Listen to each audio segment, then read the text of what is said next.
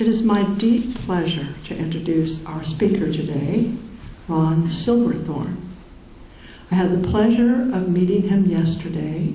I heard him in the morning session and the afternoon session of the International Association for Near-Death Studies group that met at the ARE yesterday.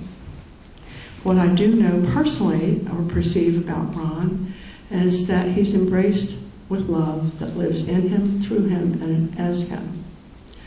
He speaks from his heart and his soul about his experiences so that it would help other people as we all are searching for the meaning in life and our individual lives and how to best live it, and heal, and have that joy and happiness and creativity that's from the source. I'll tell you just a little bit about Ron.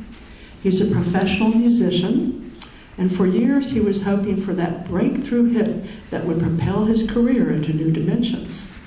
But a different kind of breakthrough was in store for him, one that would propel him into new dimensions, literally. A series of medical crises set the stage for 3, not 1, but 3 near-death experiences that changed his life. Now, after his NDEs, he was given a deeper knowledge and clarity about vibration, frequency, and music. He has been given musical sequences to help heal the body and the mind. He continues to explore and to share, and we are very fortunate to have him here today. Very honored. Let's open our hearts and minds for his message and give him a warm fellowship welcome. Good morning. You can take that out if you need that's to move fine, around. that's fine. Yeah. Yeah, until about a month ago, I'd never heard of this, and discovering all kinds of new things. So when I pulled up this morning, I drove right past it. I'm looking for a church, and I said, okay, well, that's the right address. Oh, there's a sign right there. So then I come in and I see drums, which is awesome. That's my instrument, and a piano. I also play piano. Get the little gong up here, and then you guys are playing good music. You guys sing so well, too. It's really nice. And then, to top it all off, I see the dog walk in. My favorite people in the whole world right there. So, couldn't be better. So, thank you very much. I'll just get right to it. The story's a little long, so I'm gonna cut right to the chase here. In April of 2012, I was playing a gig, and we were scheduled to go on last. It was a party. We were celebrating the life of a bandmate of mine who passed a year before. We were on the road together for a long time, and he had some complications from diabetes and didn't take care of himself quite so well, and he passed away.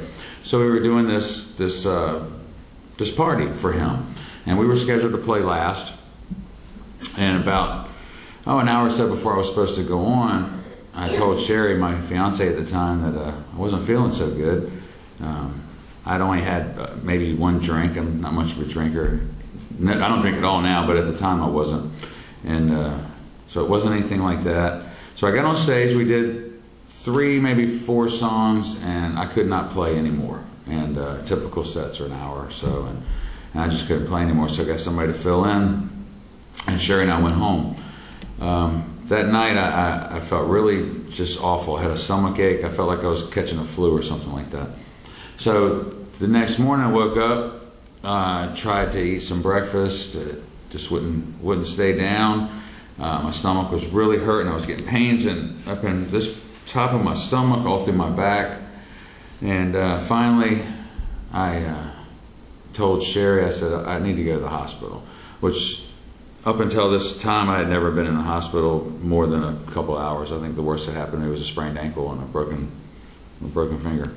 And we get to the hospital in Williamsburg, and I must have looked quite a mess because I was in there waiting room for less than 5 minutes. I sat down, Sherry went to the check-in counter, they took a look at me, and next thing I know there's nurses running out and they're rolling me back into the back. So they just do a bunch of tests really quickly, ultrasounds, all kinds of things. It turns out that my gallbladder had, the words they put it, had turned to sludge. So it wasn't working. It was completely stopped. So nothing was going through. So I had emergency gallbladder removal surgery on, I think it was April 22nd, 23rd, right after that. So I get out of the surgery, everything seems to be fine, went through the surgery well. A week later, I had my follow-up with the surgeons, basically to tell you everything's good, do this is what you need to do from now. Well, when I got to the follow-up, my surgeon came in, and then the head surgeon of the hospital comes in. And these are, the head of oncology surgery comes in. And I did know what oncology is and didn't know at the time, and they had this really serious look on their face. And I asked them, I said, what's going on? I said, well, when we were going through the results of your gallbladder surgery, we noticed a mass on your pancreas about the size of a quarter.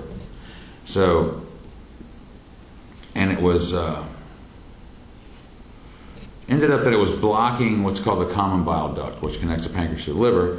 And without that duct open, your liver will shut down and basically you die.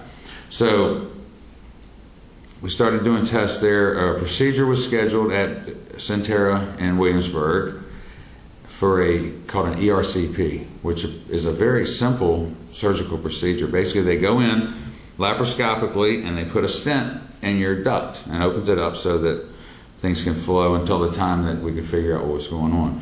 So I get to surgery, and my first surgery ever, I'm terrified. I was going to be out for maybe 30 minutes, and I had no idea. I'd never been put under before in my life. So now I'm a frequent flyer many, many times. So we go in to do the surgery. I wake up, and the surgeon says, I said, so how did everything go? He said, I don't understand this, but I can't do it. And I'm kind of like, what do you mean? He said, I don't know why. This is a simple procedure. I do this all the time. I've done hundreds of these things. It just won't work. So we're going to send you down to radiology, and a surgeon down there, we're going to try to do this a different way. They send me downstairs to radiology. Another surgeon comes in. After a few minutes of trying, he says the same thing. He says, I don't understand this. He says, I can't do this. It's just not working. It doesn't make any sense. We do these all the time. It should be simple. So we're going to refer you to VCU Medical Center in Richmond, which was the beginning of all these little things that started happening to get me to where I needed to be, I guess. So we get there, we do the ERCP at VCU, everything goes fine, and they start doing biopsies. Well, for 6 months, almost 6 months, every month or 3 weeks or so, they would do a biopsy, and every single one came back the same, inconclusive. They didn't know what was going on. So my surgeon up there in Richmond, the main surgeon, we had developed a really good relationship over those few months, and I remember the first thing I asked him was to be honest with me and straightforward, and please don't try to sugarcoat anything or make me feel better about it. I wanted to know everything up front, exactly what was going on. If I had pancreatic cancer, I wanted to know I had pancreatic cancer because I wanted to know what I was dealing with. And also that this was going to be me, and the only person that needed to know anything about this was Sherry. And even my parents didn't know what was going on most of the time.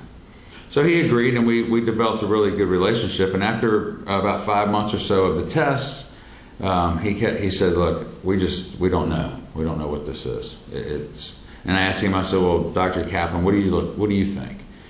And he said, I'm leaning towards cancer. I think it's cancer. So I said, okay, so what should we do? He said, we have this procedure called a pancreaticoduodenectomy, otherwise known as a Whipple procedure, where they cut off part of the pancreas, the top portion of the pancreas, part of the liver, part of the stomach, and part of the intestines, and basically reroute everything. And I asked him, I said, what would you do? He said, I'd have the surgery. And it was funny because this doctor, he is the head of oncology surgery at VCU Medical Center, which is an enormous, wonderful hospital. And the only thing he ever wanted to ask me about was playing the drums. Every time I went there, that's all he wanted to talk about. Just, what's it like to play the drums? Just like that. So, anyway, he said he'd have the surgery, so I agreed. I said, well, if that's what you think, let's do it. So over the next couple of weeks, they explained to me how painful this was going to be and all that. It was going to be a very difficult surgery. It's very complicated. The way they described it was next to a transplant. It's about the most complicated surgery that they do. So I was in surgery for 12 hours. So to give you an idea, I always pictured them taking lunch breaks and tag teaming back and forth and stuff like that. But so anyway, I wake up from the surgery after 3 days in ICU and get to my recovery room. I started, when I opened up and looked down, I had 45 staples in my stomach, starting from here all the way down to here, like a S shape. So about, I don't know the exact time on this because everything's kind of a blur on the recovery process. There's a lot of pain involved, a lot of pain medication, very specific administration of pain medication has to be done at specific times and all of this.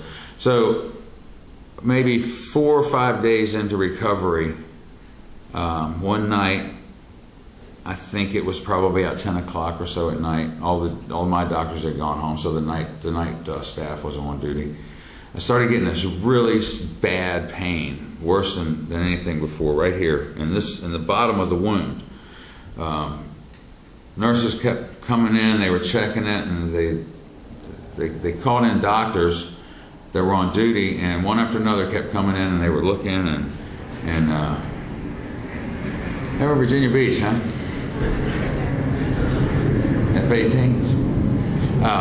So the doctors kept coming in, and they were giving me pain medication, and it didn't do good. It didn't do any good at all. Maybe relief for a minute, maybe 2. That was it. Just severe pain, and the wound started changing colors. It was turning into orange and really nasty looking wound. So after a few hours of this, I remember one doctor come in. He was a young doctor, and I said, "You got to give me something stronger for this pain." I said, "This is not stopping." He said, "We can't. We've given you the strongest thing we have. We can't even give you any more of that because if we do, it'll kill you because it'll stop your heart. So you have an infection starting." And so this went on for another few minutes. More doctors kept coming in. So finally, they said we're gonna have to page the surgeons in to come in. And so this was the middle of the night sometime. So I'm laying there completely just in this utter pain, unbelievable pain, constant, nonstop. So I look over, and all the lights are turned off. I asked Sherry to put on some music to try to soothe me a little bit. So she's over on her they have a fold-out bed for spouses and all, and she was there, and I'm laying in a bed listening to this music, and I'm looking over this way out the window of my hospital room. I was in, like I said, VCU. I was on the 9th floor of the critical care hospital, which overlooks the Chaco Valley, which is a really beautiful view.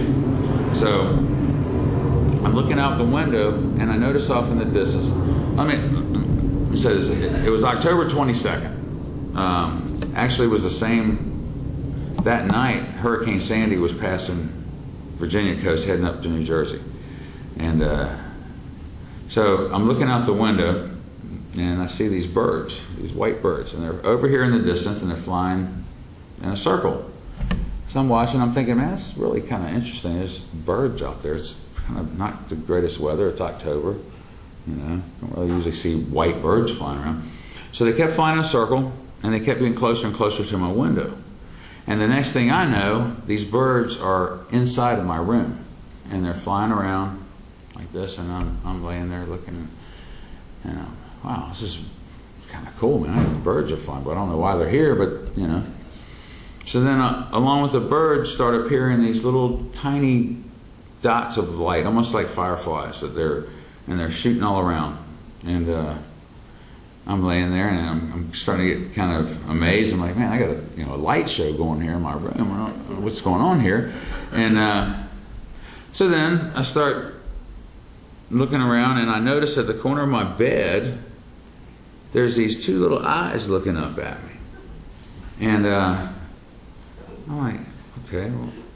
And this little thing is like a ball of fur, crawls up on my bed, and he crawls up on top of me. And I look around, and there's a whole bunch of them. They're like all over me. And I'm sitting there trying to pet them and everything. They're the cutest little things I've ever seen. And I'm just trying to pet them, and I can't actually touch them. So as I'm watching the lights and the birds and these new little animal friends of mine that, were just full of love, and they were just wanted, reminding me of my cats, they're always up around my face when I'm sleeping and everything.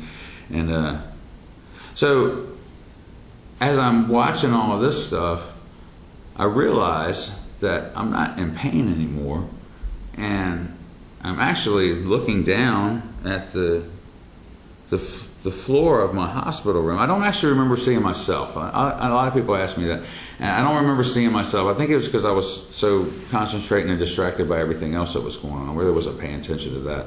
But the floor of the hospital room just kind of faded away, and the walls faded away, and the next thing I knew, I am with these birds, and we're flying. And I'm flying through just a beautiful blue sky, white clouds, puffy clouds. Below is this green meadows and turns into these rolling hills, and it's the most beautiful place I've ever seen in my life. And as we go along, the hills start to get a little more, and we stop, and right up here is a line of trees. And in the trees is filled with animals. All these different kinds of animals just playing together, and like I said, it was the most beautiful place I've ever been, ever. And if I had died right then, and that's where I had to stay, I would have been completely fine with that, because I would have been happy. And as I'm looking at all these animals, I noticed that they're all kinds of animals. They're just, normally what you would think maybe fighting or eating each other or whatever, they were just all together. And interestingly, I'm really not sure what this has to do with anything, but it was this one animal there that it looked like a dog, but it kind of looked like a monkey. So it was kind of had the head of a dog, but the body was like a little monkey and had the big long curly tail and all this. I always called it a monkey dog. And so I'm sitting there in amazement, really content. And then next thing I know, I'm back in my hospital bed. I don't remember flying back, anything like that. I was just there. And back with that was the pain again. Just horrible, horrible pain. I don't know if anybody's experienced a severe infection, but infections are extremely painful, and there's no medication that really works for it other than antibiotics. So laying there just excruciating, doesn't even begin to describe the pain. And I started feeling really this deep sadness. And it wasn't for me. The sadness was just this despair. It was for everything. It was for the world. It was for everything, that everyone who was suffering. And I started seeing in my head visions of, the first one I saw was of a soldier that was in combat, that was being killed. And I could feel it. I could feel that. And I started crying, and I couldn't stop. And I kept seeing these different suffering all over the world. I was feeling all the suffering of everything. And it was, like I said, I was crying. I couldn't stop crying. And then I started thinking about, what must have happened to those who were crucified. Jesus Christ being on a cross, hanging up there and being, hanging on a cross. And I don't know where these things came from, because I'm not a very religious person when it comes to things like that. I was raised in a church and all, but never called to Jesus for every little thing that happened to me. It just wasn't my thing. But that's the thing that came to my mind. So as the pain gets worse and worse and worse, I looked up at the ceiling, and I noticed there was a little tiny light way up there, and it looked like a star up in the distance. And then I saw another star, and then another, and then another. So I looked around the room just to make sure, I was still at the hospital, and everything was there. Sherry was over here. The little window where the nurses look in on you was over here. My table was here. My tubes were all hooked up, everything.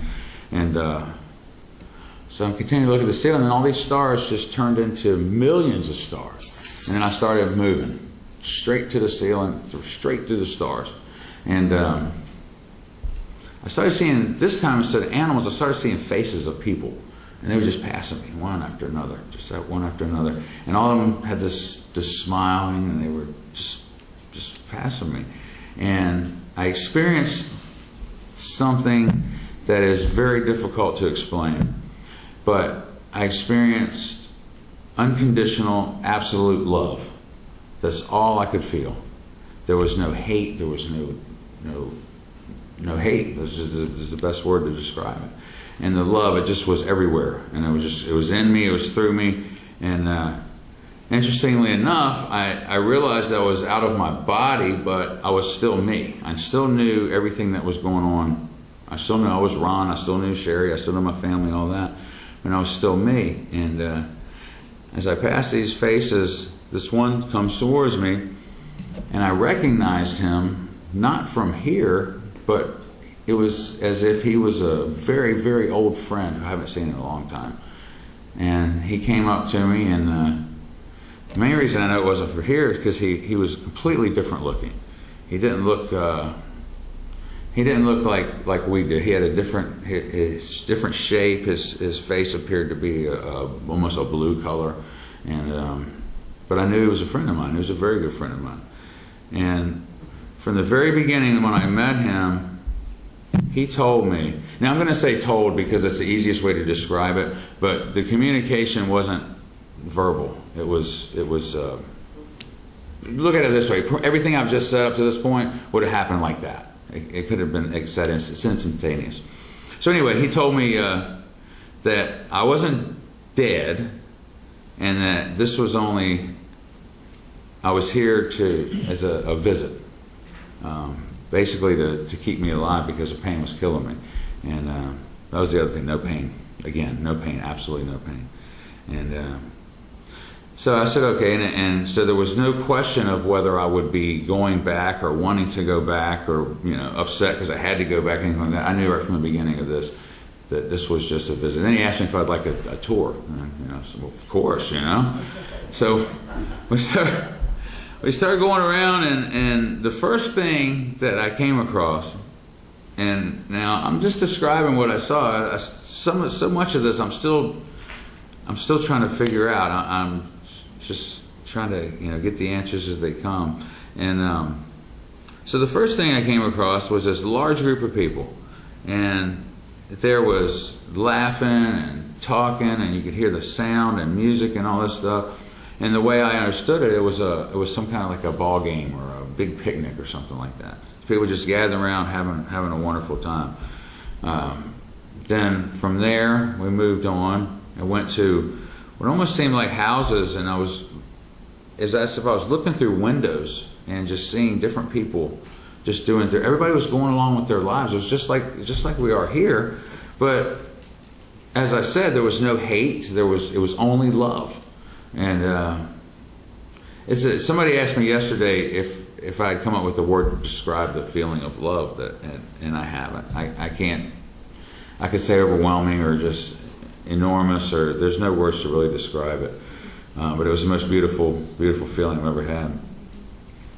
So from there, as we went through and he was showing me all these things, I noticed all these stars off in the distance and everything, and it was as if I wanted to go way over there, all I had to do was think about it, and I was there. Movement was just done.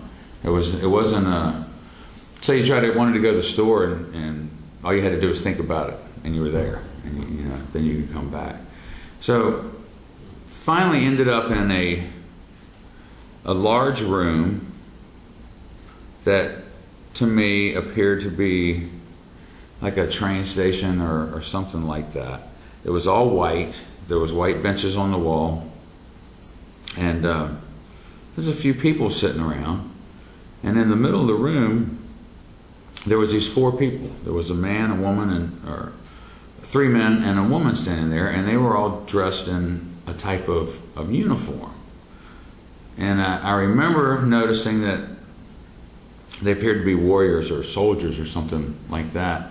So I went up to the one who was apparently the leader, And I asked him, I said, who are you? What are you guys doing here? And he said, we're here to protect against evil. And I asked what that meant, and he kind of went into it a little bit, but pointed over to there was a hallway, kind of a hallway, that's faded into nothingness. And that's what they were protecting from. I don't know what they were actually protecting from. And I asked them, I said, well, what do you mean by evil? And I was told there's many different types. And anyway, that's a whole another section there. But and I did write about that in my book.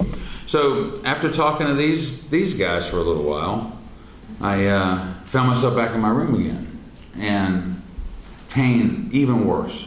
I mean, I was to the point where I just knew that I was about done.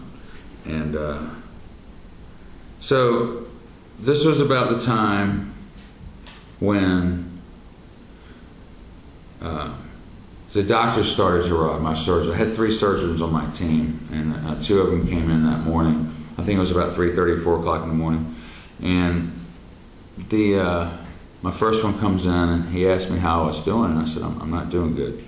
And he said, what do you mean? I said, I don't think I'm going to make it.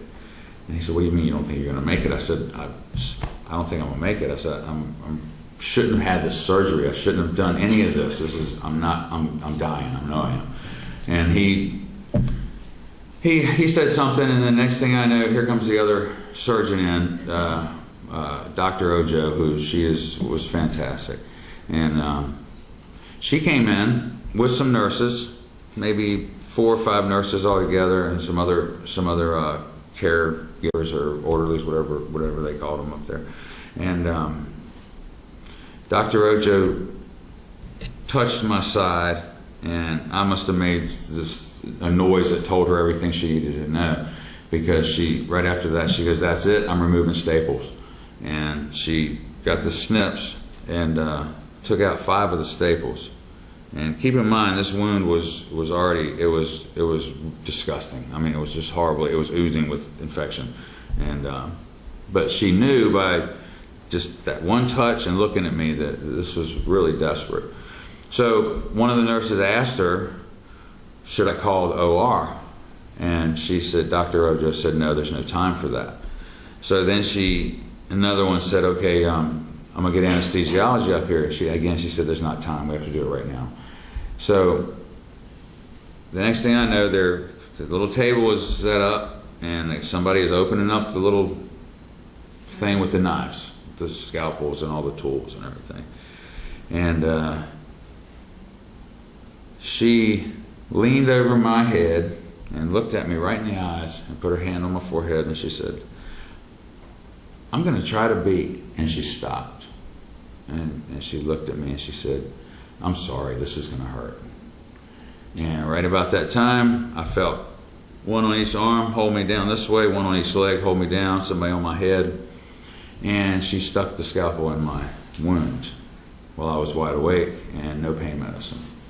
And I found out later that it had to be done. I was literally seconds, maybe minutes, but most likely seconds away from dying, because it was that advanced.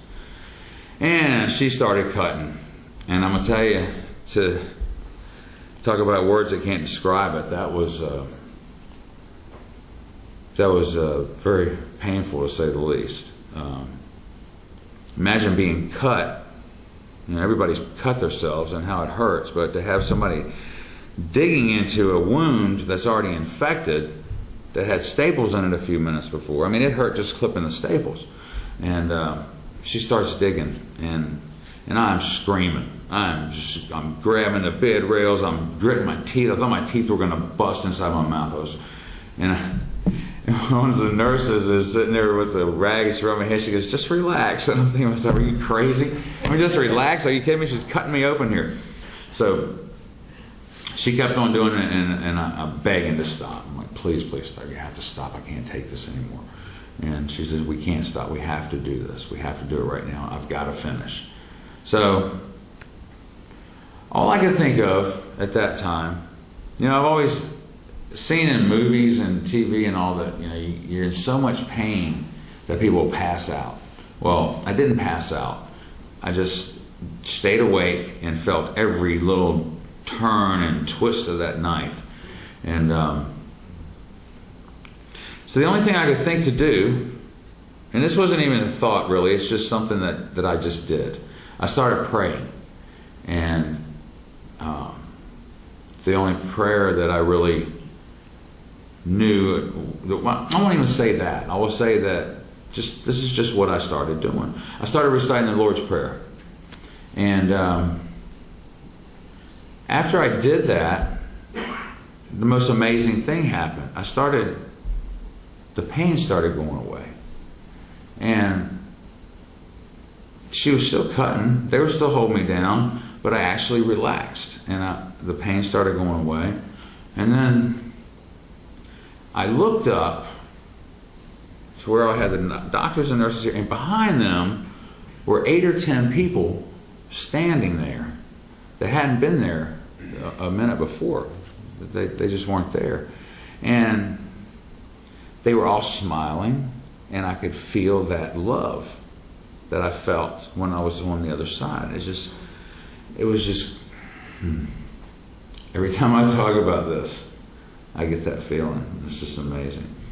So love was coming, and they were all smiling. They're just standing there, and it's like they were, rooting for me, or they knew everything was going to be okay, or something. But they weren't there before. And at first, I thought that VCU is a teaching hospital, so it's not unusual to have people in your room watching procedures and things like that. But they weren't from there. They were, like I said, 8 or 10 people standing there smiling at me and just emitting this unbelievable, positive, loving energy. And I started feeling pretty good, actually. I'm being cut on still, and all this stuff is going on, but I'm feeling okay. And then at the foot of my bed, a light, more like a glowing, started. And it started getting more and more, it started getting stronger, and it started rising up. And in this light was a silhouette kind of a person or being or something. And I guess a better way to describe it would be the light wasn't really coming from that person or whatever, but that was the light. And it rose up to the corner of my bed, and what I understood that to be at the time was the Christ consciousness, the consciousness of this higher being, this higher power. And it came up and it filled the room with this white glowing light. And the light's not even good for it. It's just everything was just, it was just white. Everything was glowing. And then I started feeling really good. I didn't feel just okay. At that moment, I felt better than I've ever felt in my life, healthy or sick, ever. It was unreal. They're cutting on me, they're doing all this stuff to me, and I'm actually feeling really, really good. I mean, it was amazing to me. So, about that time, somebody jumps up on my chest. This is actually a little bit funny. And I looked at the guy, and I noticed he looked like my uncle, but it wasn't my uncle, but I knew he was a family member. He was somebody in my family. So, I remember asking him, I said, what are you doing here? And he looked at me, he said, I'm here because I love you. And I said, well, that's all fine and everything, but I'm a little busy here. Could you please get out of the way? So he kind of smiled and left. And then after that, it felt like something grabbed me from behind my neck or from the front. And I sat straight up. And when I did, I screamed with my mouth wide open. This horrible scream. And I got hit in the face with this blast of air. It hit me in the face and went right down my throat, and it slammed me back down into the bed. And that was it. Everything went dark. And I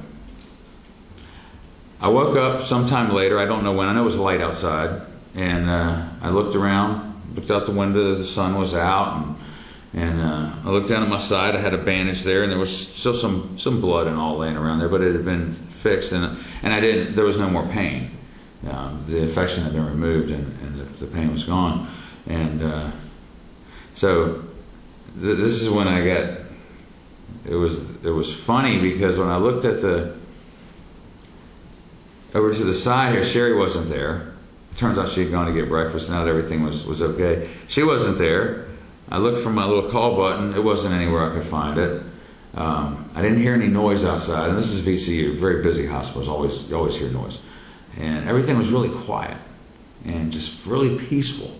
But it kind of freaked me out a little bit because I'm sitting there going, okay, I don't hear anybody. I don't see anybody. What's going on here? So I was looking for something to grab and throw at the door so I could get somebody's attention. Couldn't find anything. So I started yelling. I was like, help! Somebody help me! Nothing. Once again, help! Help! Somebody help me! I get louder and louder. Nothing.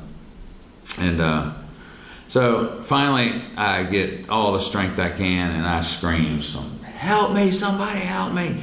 And I hear footsteps, people running. And I hear somebody saying, somebody's screaming for help, and we can't find them. And because my door was closed. And I said, I'm in room 944. So the door busts open. Here comes the nurses, the doctors, everybody's running. What's going on? What's wrong? What's wrong? And I started laughing. I said, well, it's kind of funny, but I thought I was dead. I thought y'all left me here in the hospital dead, and I didn't know what else was going on. So we all got a really good laugh about it, and they assured me that I was alive and well, and I was on my way to recovery, although very long recovery, but it was beginning. And that is what happened to me on the night of late October. So, thank you.